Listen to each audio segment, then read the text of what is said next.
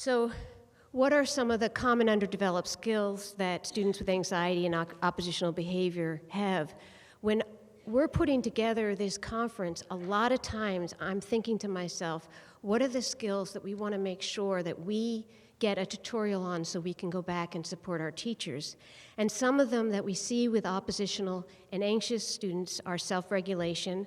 So I would say every kid that we have that has oppositional anxious behavior, that we want to teach them a relaxation technique, whether it's progressive muscle relaxation or meditation or thinking of a safe space.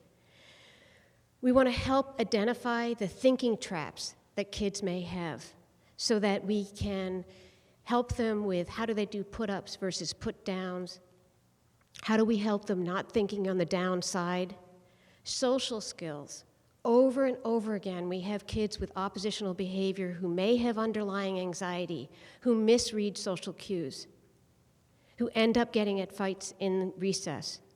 How many times have you been in an IEP where people will say, or read an incident report where you notice that the kid didn't read the other kid right, but we don't give the social skills that kids need to navigate this? And then we have executive functioning, which we heard about yesterday, where kids have trouble initiating, they have trouble organizing themselves, they have trouble with self-starting and flexible thinking. So I just want to go back to that little boy that I had the incident report and tell you I'd come into the classroom and I took him out for an assessment. And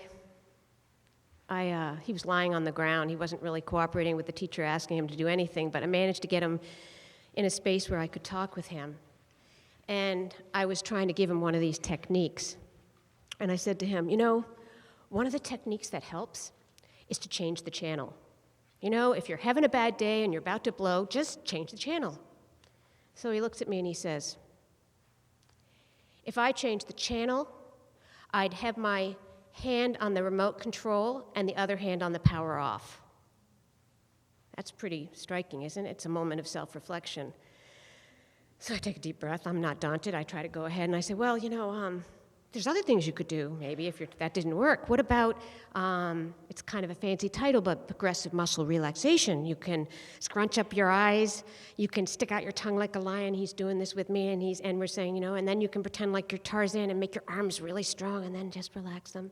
So he does it with me. The next day, I'm debriefing with the principal about my assessment, assistant principal, and she says, you know, the weirdest thing happened yesterday. He was having a problem, and he came down to see me, and then all of a sudden he did this thing that looked like he was meditating or something. So don't give up, even if people tell you that they're sitting on the power off button.